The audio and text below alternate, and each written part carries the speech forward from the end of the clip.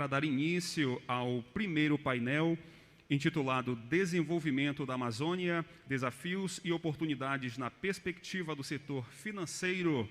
É convidado ao palco o senhor Marcos Madureira, que será o moderador deste painel. E também é necessário fazermos o esclarecimento que na programação das senhoras e dos senhores consta a participação do senhor Sérgio Rial, presidente do Banco Santander Brasil.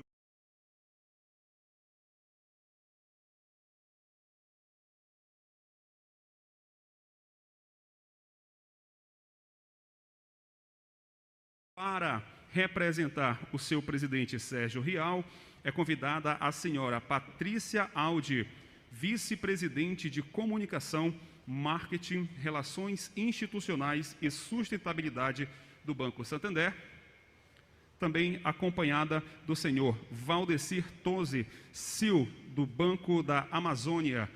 Os três farão parte deste primeiro painel.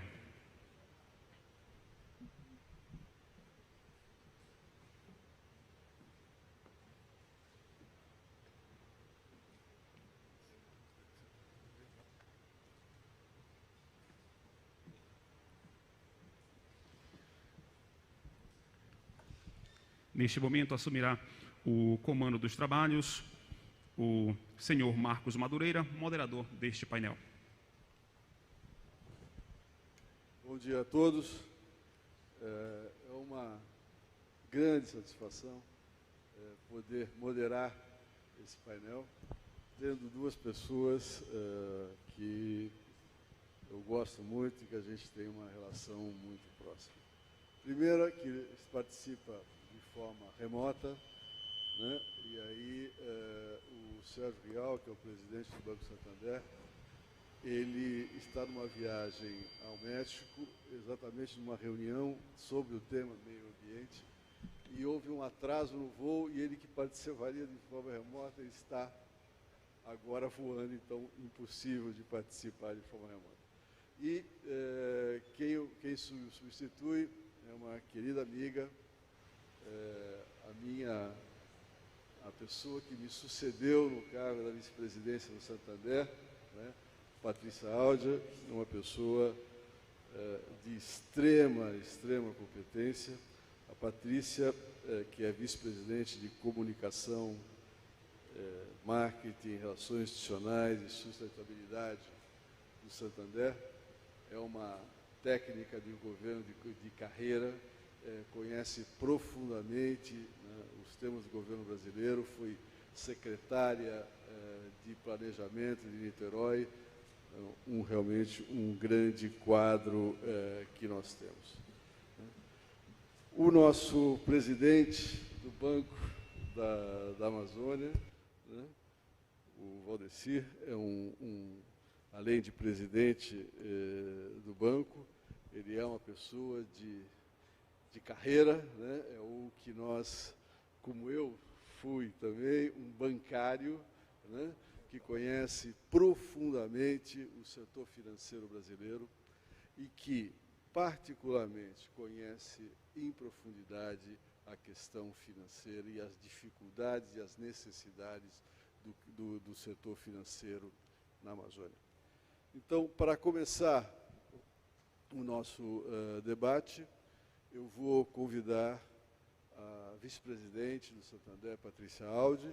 Como o nosso mestre de cerimônias já informou, as pessoas que estão presentes aqui no auditório podem fazer suas perguntas por escrito e encaminharem que as recepcionistas nos trarão, bem como as pessoas que participam de forma remota o podem fazer, que também serão encaminhadas. Para iniciar, então, eu peço a Patrícia Aldi que faça a sua apresentação. Bom dia a todas e a todos. Querido amigo Marcos, parabéns pela organização e realização desse evento. Nós discutimos há meses, né, a organização desse evento, coincidente com a realização da COP, não é à toa, porque nós estamos tratando aqui com nações irmãs de um tema de interesse mundial, como é a questão da Amazônia. Eu tenho aqui a função de, primeiro, me desculpar em nome do nosso presidente Sérgio Rial, que fez questão de participar remotamente desse evento, mas que por uma questão de agenda e atraso de voo, infelizmente não poderá estar conosco aqui. Então eu tenho ao mesmo tempo essa desculpa e a grande responsabilidade de representá-lo. Gostaria, em nome do embaixador Inácio Ibanez, saudar todo o corpo diplomático aqui presente, todas as nações aqui representadas, e em nome da ministra Tereza Cristina, saudar também todas as demais autoridades, ao meu parceiro de painel, o Valdeci Tosi, para que nós pudéssemos aqui discutir a importância e a responsabilidade do setor financeiro em relação à Amazônia. E como a gente vê aqui um evento, Marcos, em que nações irmãs têm um bem comum, assim também o é a questão de concorrentes do setor financeiro, que desde o ano passado, de julho do ano passado, também entenderam que são concorrentes, mas que a Amazônia é um bem maior e que o desenvolvimento desse bem maior passa pela grande responsabilidade e alcance do setor financeiro com relação ao desenvolvimento da região. Mas antes disso, eu não posso deixar de ressaltar, e aí a gente vê como que a questão do desenvolvimento e da sustentabilidade andam juntos, o papel e o trabalho da ministra Tereza Cristina, como ministra da Agricultura e da Pecuária, que falou por mais de 15 minutos sobre tudo que o Ministério vem fazendo em prol da Amazônia, em prol da sustentabilidade. Assim, meus parabéns a ela e ao consórcio da Amazônia também, liderado hoje pelo governador Flávio Dino, que tem sido fundamental para as discussões comuns e para essa agenda comum do desenvolvimento. Nós temos aqui uma apresentação, Marcos, eu não sei se ela vai estar sendo exposta aí. Sim, agora sim, para que a gente possa estar falando um pouco sobre o Plano Amazônia.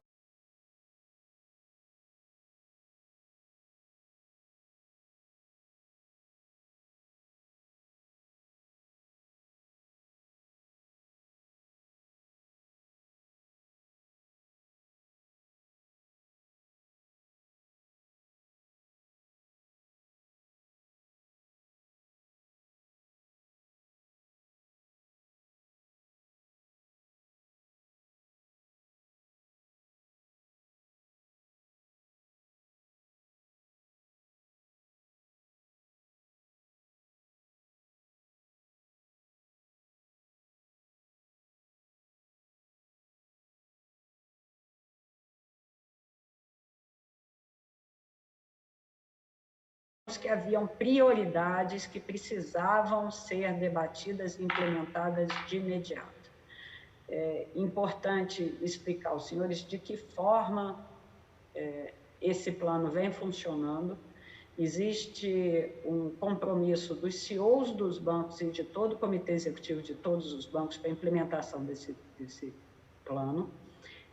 Esse encontro mensal dos CEOs se dá com o Conselho de Notáveis, que também sugerem e acompanham a implementação desse plano. Dito isso, nós temos aqui, das 10 medidas, 4 medidas que foram prioritariamente definidas para que nós iniciássemos a implementação desse plano, entendendo o alcance do setor financeiro para a Amazônia.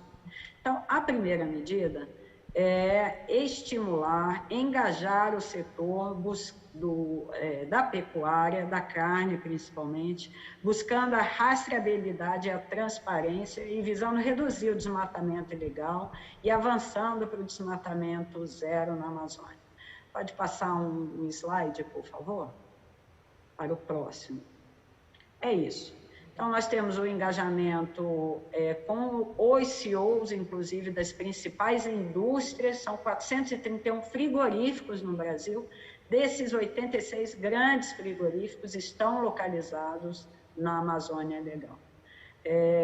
O desenvolvimento de recomendações pelos bancos com relação ao aumento das diligências internas, com relação à concessão de crédito, e a definição de restrições de crédito a partir de 2025 para clientes que não tenham essa rastreabilidade e certificação. Então, essa é a primeira medida que vem sendo acompanhada e essas são as primeiras entregas que já foram feitas. A segunda medida, que foi priorizada pelo plano, pode passar, por favor. Mais um slide, por favor. Isso. É promover as culturas sustentáveis da Amazônia. Então, quais foram as entregas que nós fizemos? Linhas de crédito independente oferecidas pelos 3 bancos, exatamente tentando entender o que precisa e o que falta para que esse crédito e esse serviço financeiro possa alcançar, principalmente, essas culturas sustentáveis. E aí, um exercício de humildade, de entender realmente de que forma nós devemos estar presentes na Amazônia. Criamos uma rede norte-amazônica própria, exatamente na região, e estamos expandindo essa presença de 22 agências para 58 agências até 2023.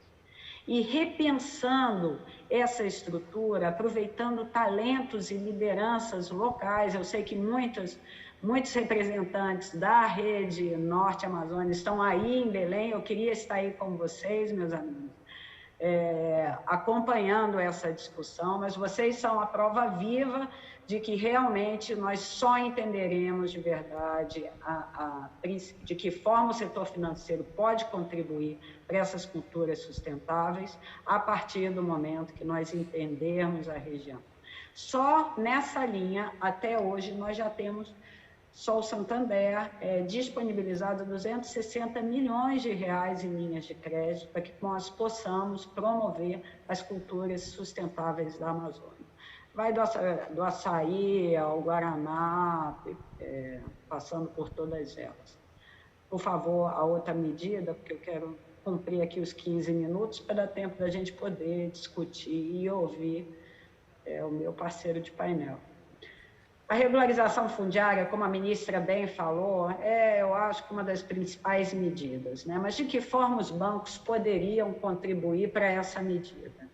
Fazendo um levantamento de todo o arcabouço legal e quais são as recomendações para facilitar essa regularização.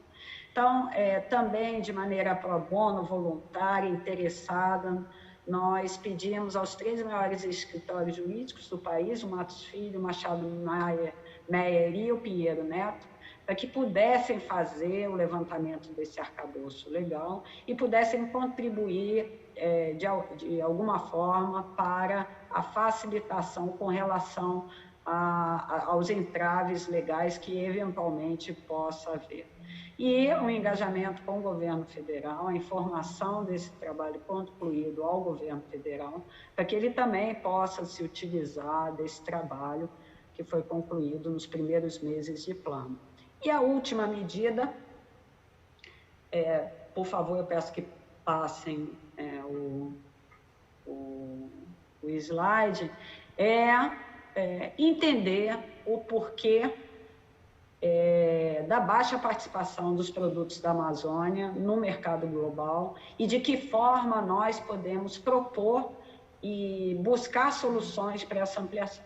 Então, nós estamos apoiando o estudo do professor Salo, exatamente com empresas sediadas na Amazônia Legal, para que nós possamos fazer esse diagnóstico. Isso é suficiente, meus amigos? Não, esse é o primeiro passo. É um passo importante, é um compromisso público dos 3 principais bancos privados do país, mas fica aqui no último slide algumas reflexões que eu acho que são importantes que nós possamos estar fazendo, que é a importância da bioeconomia, Nós não avançaremos se não houver, entretanto, um investimento numa infraestrutura sustentável que possam criar meios de logística e energia, conectividade e saneamento para a Amazônia. Não precisam falar dos índices com relação a saneamento e um incentivo sério à igualdade, à diminuição da desigualdade e o capital humano da região como um ativo. Explorado, vem sendo explorado principalmente nas discussões da COP agora, em todo o noticiário local, a importância de se valorizar o mercado de carbono e o pagamento de serviços ambientais, né? Oxalá consigamos avançar ainda mais.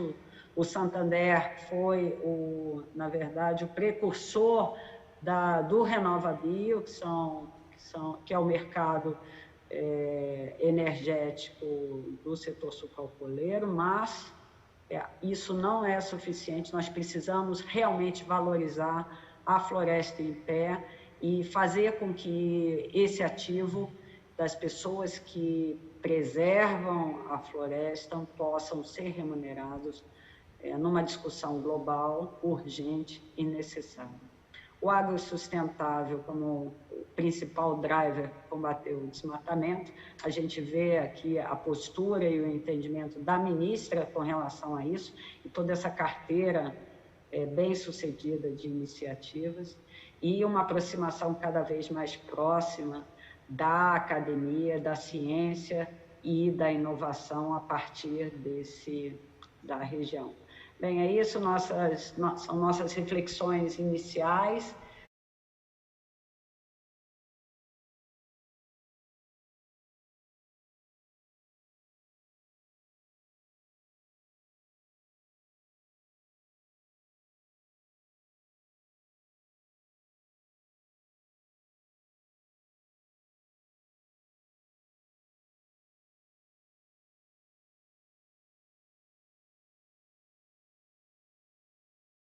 Obrigado pela tua participação, muito obrigado pelo apoio que o Santander deu a este evento. Passaria agora ao meu amigo Valdecir, presidente do Banco Amazônia, para as suas palavras. Bem, primeiramente para nós é um grande prazer participar deste evento, agradecer ao Marco, agradecer à Eurocâmara, a todos os organizadores e participantes desse evento. Eu queria começar, justamente, a gente tem esse pragmatismo de bancário, né, do lado do financista, né, e começarmos a passar um exemplo através de um vídeo de um cliente do banco, justamente desse momento de transição, desta economia de transição, dessa bioeconomia, ou seja, os exemplos que são positivos que a gente precisa multiplicar. Então, essa nossa apresentação, muito mais do que apresentar alguns números, a gente quer apresentar algumas oportunidades que o banco, nesses 80 anos de Amazônia, que é o Banco da Amazônia, nosso BASA, tem de experiência para mostrar para o mundo e de chamar esses outros capitais para, junto com o Banco da Amazônia, junto com o povo da Amazônia, realizar realmente essa transição, uma transição de que a gente possa trazer realmente o desenvolvimento sustentável, agregar a essa população, melhorar a IDH, melhorar a condição de vida, de renda dessa população e, ao mesmo tempo, preservar essa grande região, essa biodiversidade que é tão importante. Poderia startar aí o vídeo, por favor.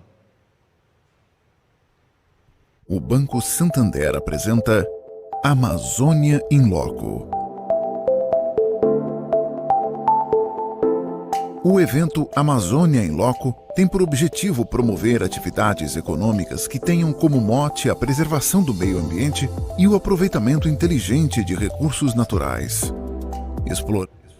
Por favor, o vídeo que entrou é o vídeo do evento e não o vídeo do Banco da Amazônia.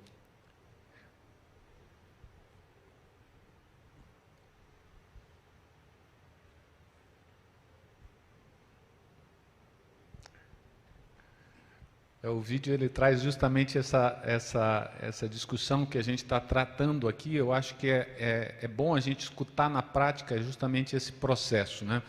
Então essa é a intenção do vídeo, é escutar justamente esse produtor rural que está na Amazônia, que está passando por esse processo de transição, e como é que nós, instituições financeiras, podemos auxiliar esse produtor a participar desse processo. O banco, por exemplo, a gente criou algumas linhas novas, por exemplo, para financiamento de bioinsumos, né? Pode startar.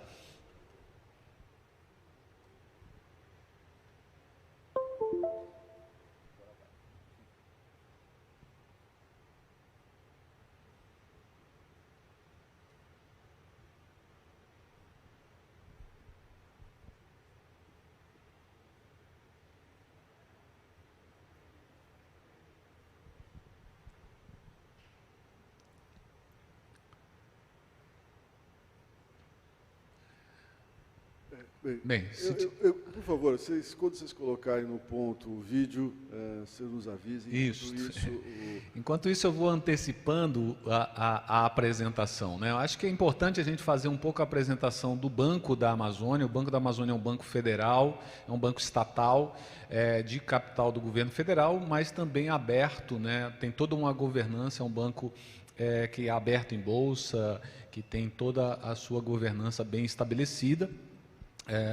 Então, nós atuamos exclusivamente na região amazônica com recursos de desenvolvimento. Então, nós somos um banco regional de desenvolvimento que tem uma fonte, um capital muito importante, que é o FNO, e outras fontes de desenvolvimento da região que aplicamos. Hoje, para termos uma ideia, nós temos uma carteira de financiamento de desenvolvimento de 36 bilhões. Um desses nossos clientes é este que está nessa história aí, que fala um pouco sobre essa transição de um sonho desse cliente.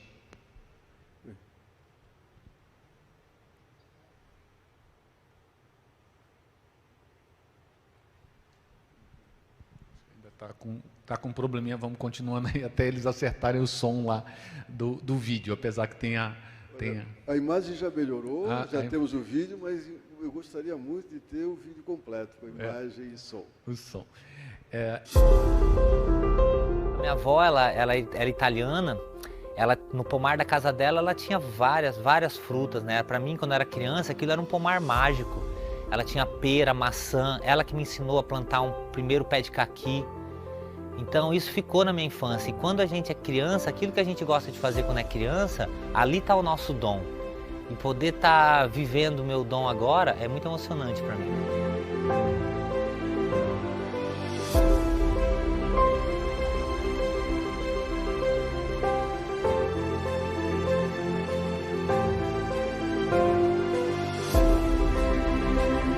Fiz faculdade de agronomia em São Paulo. E depois de terminada a faculdade, eu vim para Novo Progresso, no Pará, para procurar trabalho e terra. Porque foi bem na época que meu pai faleceu, nossos bens foram todos para inventário, a fazenda degradada, a produtividade baixa. Então estava muito difícil para mim conseguir dar esse giro. A gente tem coragem para trabalhar, tem coragem para assumir os riscos, tem competência, mas aí falta o aporte econômico. É aí que o BASA entrou, com esse aporte econômico, onde eu pude financiar todo o meu maquinário, todos os meus implementos agrícolas, para poder transformar minha pastagem em uma lavoura. Então eu fiz uma reforma de pastagem com adubação e tudo, e com isso eu consegui criar muito mais gado por hectare e estabelecer a pecuária como uma atividade realmente sustentável. Mesmo sendo pecuarista, eu nunca reconheci que o meu dom, que a minha vocação fosse a pecuária. Então, depois que o BASA me ajudou a ter uma pecuária estabilizada, em vez de eu ir comprar outra fazenda, eu resolvi intensificar mais a minha. Então, tirei uma parte da fazenda, 50 hectares, para investir em fruticultura, que é o meu dom, que é onde eu me reconheço, que é o meu sonho mesmo. E eu vejo que se eu conseguir demonstrar que é viável economicamente a fruticultura, isso pode abrir para outros produtores também investirem na fruticultura. E aí a gente criar uma nova cadeia produtiva na Amazônia, na BR-63. Porque na fruticultura você não precisa de grandes áreas, você está reflorestando, com isso você atrai a fauna, você pode produzir muito numa área pequena. E além de tudo, em termos de resposta sociológica, você gera muito emprego. Quando eu era criança e brincava no quintal dela, meu avô me chamava para pescar, mas eu não queria, eu queria ficar com a minha avó no quintal dela plantando. Então hoje, poder estar realizando esse sonho junto com o BASA é muito importante para mim. O que o BASA me trouxe foi paz. Paz para poder trabalhar de uma forma sustentável, onde eu estou ganhando dinheiro e consigo preservar a natureza ao mesmo tempo. Esse é o meu propósito. Finquei raízes aqui, e é aqui que eu quero produzir, é aqui que eu quero viver.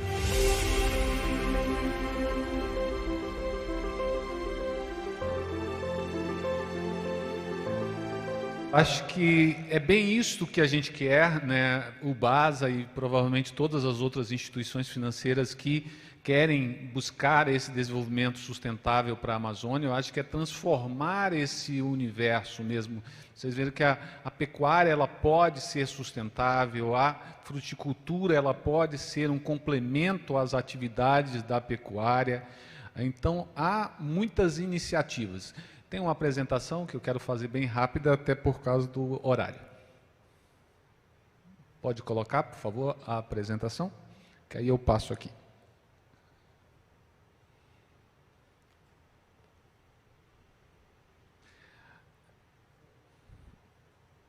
Bem, a gente já falou um pouquinho do banco, eu vou passar mais rápido essas situações e números do banco mais macro, mas justamente a nossa responsabilidade como instituição financeira, né? As instituições financeiras elas estão muito mais abertas a assumir esse compromisso socioambiental e climático, né? Até agora, com a nova regulamentação do Banco Central, não é só um compromisso pessoal, mas um regramento, né? Um regramento agora que você tem que assumir essa responsabilidade, ou seja, observar exatamente para quem nós estamos aplicando e como vai ser utilizados esses recursos que são do banco, mas são dos nossos aplicadores, dos nossos clientes, que nós repassamos para os outros clientes, né? Então, a gente tem um foco muito na gestão sustentável, na energia renovável, no microcrédito, na agricultura familiar, em processo de reciclagem, ecoeficiência, reciclagem. Eu sempre argumento com prefeitos, com governadores sobre o grande problema na Amazônia. Nós temos um enorme manancial de águas, mas grande parte da população não tem água potável. Tem um problema de lixo. A cidade de Belém é um exemplo claro de um problema de lixo que precisa ser resolvido, e eu acho que a iniciativa privada e os bancos podem contribuir com isso, desde que a gente consiga desenhar um modelo, e a gente está disponível para trabalhar esse modelo. Justamente aí um pouco da nossa responsabilidade social, vou passar mais rápido aí. Outra questão que o banco considera muito importante é a análise socioambiental. Desde 2018, o banco realiza uma análise em parceria, inclusive, com uma startup aqui de Belém, Startup Terras, que faz uma análise de 25 indicadores de cada financiamento que o banco concede. O banco, por exemplo, foi um dos primeiros bancos a observar o PRODES, que é o desmatamento pós-2008, e não conceder o crédito, limitar o crédito para aquele que desmatou pós-2008 e não foi junto ao órgão de meio ambiente buscar a sua regularização. Então, isso estimula a regularização. Então, o financiamento bancário, quem toma um financiamento bancário hoje, ele está ou regular ou apto a buscar a regularização da sua propriedade. Então, isso você está estimulando a regularização fundiária e estimulando a regularização ambiental.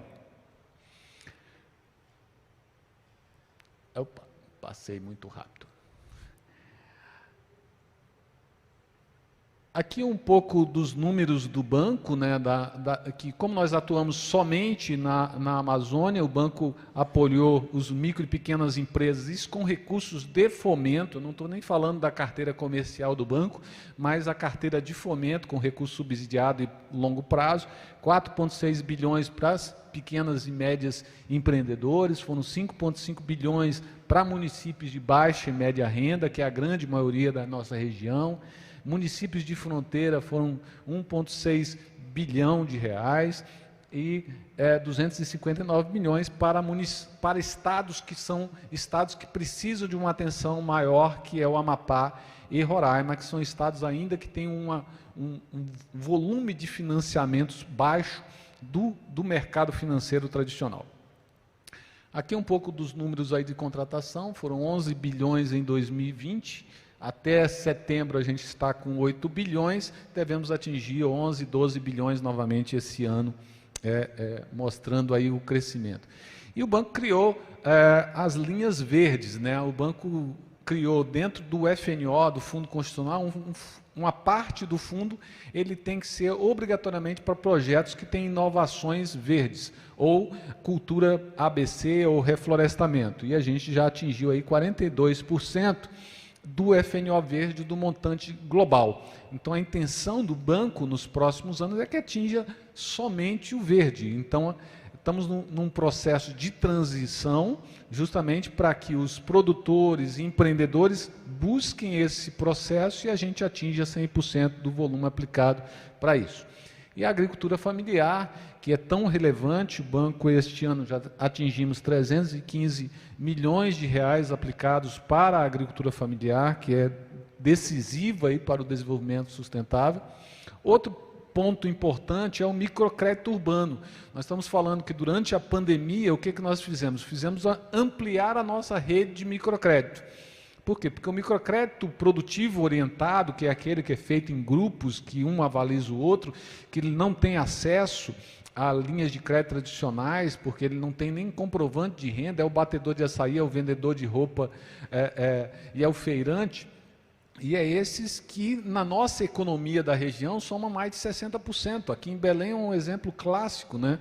E o banco atingiu aí já 164 milhões de reais contratados esse ano para o MPO e atendendo aí 46 mil empreendedores. Alguns cases de sucesso para a gente terminar, além do case lá de Novo Progresso. A gente tem 2 casos importantes, por exemplo, que é o case de agricultura familiar voltada para o Dendê, aqui na região do Pará. A gente fez um trabalho com integradoras, justamente para elevar a renda dessa população. Era uma população que estava em área degradada, plantando mandioca e fazendo uma pecuária extensiva, que mal dava um salário mínimo para essa população. Quando você intensificou e utilizou o plantio, nesse caso aí, de reflorestamento dessa área degradada com o Dendê, você aumentou a renda dessa população para mais de 5 salários, você entra nessas propriedades, é uma outra realidade, você vê casas melhores, você vê a população e os filhos estudando, você vê eles com outros meios, com outras condições, e isso indica que o financiamento foi certo, que o modelo foi adequado. Para ter uma ideia, um modelo que era difícil para nós é que durante a implantação de uma cultura permanente, como é a cultura do Dendê, há um problema do produtor rural, que ele para de dar manutenção, porque ele tem que sobreviver, né? Então ele para de dar manutenção e muitas vezes essas culturas se perdem. O que o banco criou? Criou justamente o apoio mensal. Então o apoio mensal dele durante a implantação, ele recebia um salário mínimo mensal, que era a manutenção da cultura, né? A manutenção do Dendê, e com isso ele não deixou de cuidar do Dendê até que ele produzisse, junto com a assistência técnica da integradora. Isso funcionou muito bem e é um case aí que a gente acha extremamente positivo para replicar. Outro case que a gente fez este ano, durante a pandemia, no meio da pandemia, a gente fez alguns trabalhos junto com as comunidades indígenas que tinham a intenção de fazer uma verticalização de produção e de coleta local. Isso é um trabalho bem difícil, porque você tem que... a comunidade indígena tem que querer esse processo. O banco não pode embutir, porque tem uma questão cultural que eles têm que aceitar, que tem que ser um desejo genuíno da comunidade indígena e não do banco para a comunidade indígena. A gente conseguiu fazer isso, fizemos as primeiras operações lá na comunidade indígena Uai-Uai, lá em Roraima, numa região isolada em Roraima. Os técnicos do banco foram lá nos índios, juntamente com parcerias que trouxeram os resultados para o banco e para esta comunidade. Então, eu acho que é esse o modelo que a gente entende, um modelo factível de desenvolvimento, é tentar trazer para a prática todas as lições que a gente aprendeu, de erros que a gente vivenciou nesses 80 anos da Amazônia. Eu acho que falou muito bem aqui sobre os ciclos de produção da Amazônia, ciclos que foram predatórios, que não foram intensificados de tecnologia, de assistência técnica, de educação. Então, acho que tem que ter uma composição desses fatores, né? O banco, quando se trabalha com desenvolvimento sustentável, não dá para se trabalhar sozinho. Tem que se trabalhar com muitos parceiros, com muita gente trabalhando junto para poder ser efetivo. Obrigado, Moacir. Eu acho que foi um ponto comum aqui em todas as apresentações, que existe uma necessidade de desenvolver da Amazônia. Esse desenvolvimento passa, sem dúvida, pela questão do financiamento. E essa questão do financiamento tem, acho que, dois vertentes, para mim, principais. Uma questão da questão fundiária. Como você pode financiar alguém que não é proprietário daquela terra? E a segunda é realmente uma política de controle muito forte para realmente direcionar os recursos para aqueles que estão fazendo o que deveria ser feito e da forma correta. Bem, nós estamos com um horário bem adiantado por causa do retraso que nós tivemos na cerimônia de abertura, mas eu vou fazer algumas perguntas que já chegaram aqui para nós. A primeira eu vou fazer a Patrícia, e diz que temos visto que a preservação das florestas e a redução das emissões de metano estão entre as principais discussões dessa Conferência do Clima que está ocorrendo. Quais as mudanças que nós podemos esperar diante desses novos compromissos e acordos que estão sendo realizados?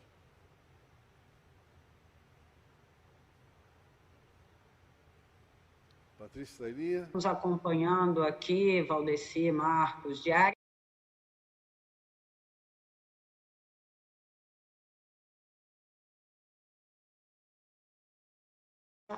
Com relação ao ambiente, esse ambiente de desenvolvimento sustentável, e a Conferência do Clima nos traz essas discussões. Dentre eles, eu gostaria de destacar, principalmente, a eliminação do desmatamento ilegal até 28, que antes era 30, como a ministra falou.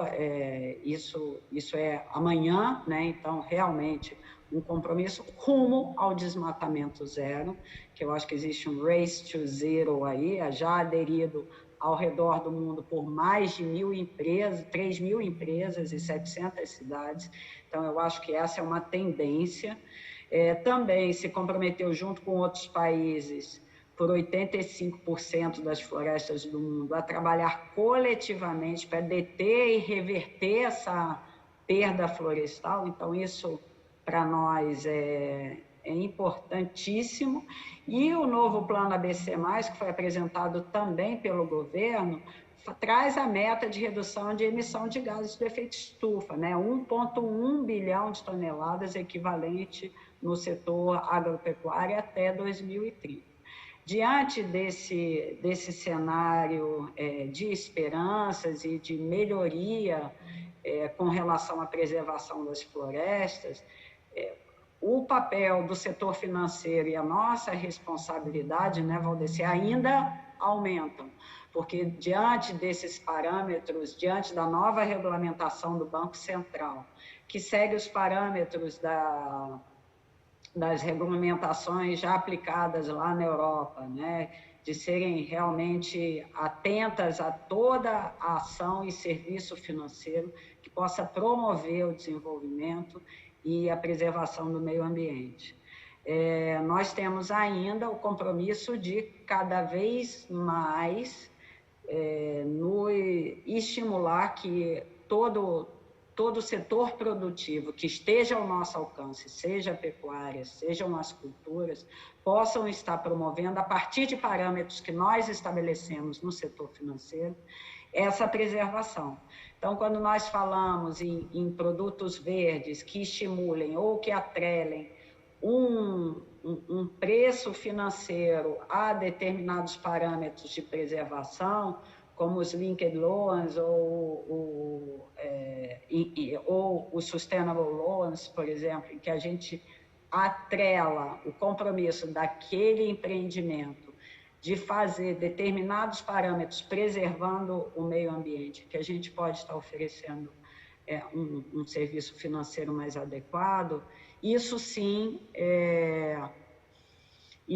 nos estimula para que nós possamos estar agindo ainda mais. Um ambiente de negócios em que o governo se compromete, os 3 bancos, e nós temos a chance, a oportunidade de ter um banco do desenvolvimento da Amazônia já trabalhando há 80 anos, né, Valdeci, conhecendo e entrando principalmente naqueles empreendimentos, atingindo aquelas pessoas que nós ainda não atingimos, que nós ainda não alcançamos, forma toda uma cadeia de desenvolvimento necessária para a região. Obrigado, Patrícia. Você tocou num ponto importantíssimo. A questão do desmatamento e as queimadas é a grande janela que se mostra ao mundo sobre a Amazônia. E aí, para mim é claro, quer dizer, quem trabalha de forma ilegal deve ser penalizado. Né? Não pode haver outra alternativa. Agora, a atuação do setor financeiro, evitando conceder financiamentos para que sejam feitas essas atividades, já diminui bastante essa necessidade final de penalidade de quem passou. Eu tenho uma série de perguntas, eu vou ter que limitá-las pela questão de tempo, mas, chegou que a pecuária é considerada por muitos como a vilã em termos de impactos ambientais na Amazônia. Como os bancos podem contribuir para mudar esse quadro? Bem, assim, o processo de desmatamento da Amazônia, ela passa normalmente, até pelo tempo de Amazônia, a gente já vivenciou isso, né? Então, ela passa justamente primeiramente, o setor madeireiro entra e começa a fazer a exploração madeireira não sustentável. Estou falando da exploração não sustentável, tá? E logo na seguida, seguindo a estrada do setor madeireiro, vem justamente a pecuária, que faz o desmatamento e planta o capim e começa a produção de gado. Normalmente é assim. A agricultura só vem posteriormente porque não tem viabilidade para a agricultura você fazer desmatamento para a agricultura em selva nativa, né, em floresta nativa. Então, ou seja, como é que a gente estimula, né?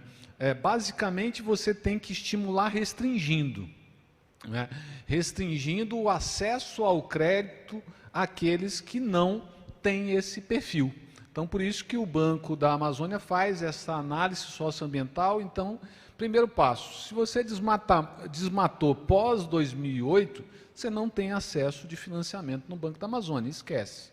Você vai ter que ir junto ao órgão de meio ambiente, fazer um termo de ajustamento de conduta, vai ter que fazer um PRAD, que é um procedimento de recuperação, para vocês depois vir ao Banco da Amazônia e ter recursos subsidiados para ter acesso. Então, a mesma coisa é se ele tiver uma área embargada, e o Banco da Amazônia quer ir além. Ir além é fazer o monitoramento. Então, através dessa parceira nossa aqui, dessa startup, a gente vai fazer o monitoramento. Então, a gente faz o geomapeamento da área onde foi financiada, e se esta área tiver um desmatamento ou uma retirada de floresta nativa, o banco vai instar o pecuarista a se manifestar e até mesmo antecipar o vencimento desses contratos, restringindo esses aos créditos. Então, você tem que, ao mesmo tempo, estimula a regularização e estimula também as ações bem realizadas, né? Porque, por exemplo, se você faz a reforma de pastagem, hoje, e já existem estudos aí da cadeia aí do Binerva com Imaflora, que foi divulgado agora recentemente, que a pecuária verde. O banco tem um trabalho que está sendo feito aí com o GIZ, que o banco vai lançar um produto agora, inclusive, de pecuária verde, que é justamente para estimular as práticas tecnológicas de pecuária sustentável. E há esses modelos, e o que a gente precisa é ajudar na difusão desse novo modelo. Obrigado, Marci.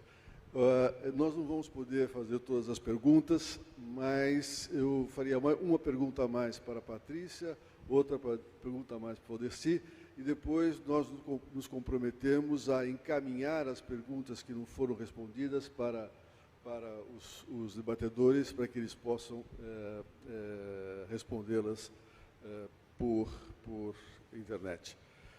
Patrícia, outra vez em relação aos acordos que estão sendo discutidos, outro importante tema em discussão nesta COP26 é o arcabouço para a integração dos mercados de carbono globais. Qual o papel do mercado de carbono para o desenvolvimento sustentável da Amazônia? Obrigada, Marcos. Olha, eu ousaria dizer qual a importância do mercado de carbono para o desenvolvimento do país, né? Esse, na verdade, é o maior ativo do país e da Amazônia. A partir do momento que nós utilizarmos o mercado de carbono como indutor dessa nova economia, que pode ser esse instrumento de transição, que é precificar a floresta em pé, que esse é o nosso grande ativo, nós teremos a oportunidade de realmente fazer valer estimular novas tecnologias e apoiar as organizações e os governos para que alcancem suas metas climáticas. Existem hoje 63 iniciativas de precificação do mercado de carbono no mundo, sendo discutidas, né? Dados de dezembro de 2020 diz que os 3 maiores mercados de carbono futuros globais, que são rastreados por indicadores, falam que é um tamanho de aproximadamente 260 bilhões de dólares. Olha a oportunidade que nós temos a partir do mercado de carbono, considerando os ativos da Amazônia. Aqui no Santander, a gente, como eu falei, tive a oportunidade de contar um pouquinho para vocês, a gente apoiou o desenvolvimento do RenovaBio, que é a primeira iniciativa regulada de mercado de carbono, né? A gente atualmente possui o maior market share do programa. Em 2020, eu estou com os dados aqui, nós negociamos 14,9 milhões de CBIOS na B3. É um mercado em expansão, é um mercado possível. Nós temos iniciativas legislativas sendo discutidas no Congresso para a regulamentação desse mercado e necessário e urgente que ela se faça. Obrigado, Patrícia. A última pergunta, eu tenho várias aqui, mas tem uma que é muito direta ao Banco da Amazônia, então eu a selecionei. Por que o BASA não abre novas linhas de crédito para novos agricultores pelo PRONAF? Bem, o banco ele já tem, normalmente as linhas de crédito dele são bem amplas, né? Então, por isso que a gente não cria, por exemplo, várias linhas específicas. Linha para isso, linha para aquilo, linha para aquilo outro. Normalmente o banco tem uma linha que mais... Tem um FNO, por exemplo, que é a Amazônia Sustentável. E ele atende todo o espectro de desenvolvimento sustentável. Então, a mesma coisa é na agricultura familiar. Na agricultura familiar, você tem um PRONAF, que é o PRONAF Mais Alimentos, que é a linha mais aberta de todos. Então, você acaba não necessitando abrir novas linhas específicas, mas sim divulgando que aquela linha pode financiar, por exemplo, bioeconomia e vários outros modelos de desenvolvimento. Então, as linhas hoje já existentes já atendem, elas são bastante amplas e atendem a todo tipo de de financiamento. A gente pode financiar, por exemplo, recuperação de florestas degradadas, podemos financiar a rastreabilidade para esses pecuaristas que vão ter que fazer esse processo de migração, né? Temos aí um prazo aí desses frigoríficos até 2025, então temos que auxiliar os produtores, os pecuaristas a fazer esse processo de rastreabilidade da pecuária, da agricultura, da fruticultura. Então, o que a gente precisa realmente é divulgar as linhas, e o banco tem tentado trabalhar nesse processo de divulgação das linhas para todas as frentes. Eu encerro esse primeiro painel agradecendo muito a minha querida Patrícia, querida amiga Patrícia, ao Valdecir, né, que nos apoiou, o Aliança Santander e o Banco da Amazônia nos apoiaram muito. E eu só encerro, na verdade, não é uma pergunta, foi uma afirmação, né? É do senhor Antônio Pantoja, presidente da FADEPA. Pensar em desenvolvimento na Amazônia tem que primeiro se pensar no seu reordenamento territorial. Temos o município de Altamira, em cuja área caberia todo o estado do Ceará com seus 234 municípios. É inadmissível. Criar mais municípios na região deveria ser o primeiro pilar do governo em busca desse desenvolvimento. Nós não vamos discutir esse tema, não foi uma pergunta, mas eu só deixo para encerrar agradecendo a participação de todos. Muito obrigado.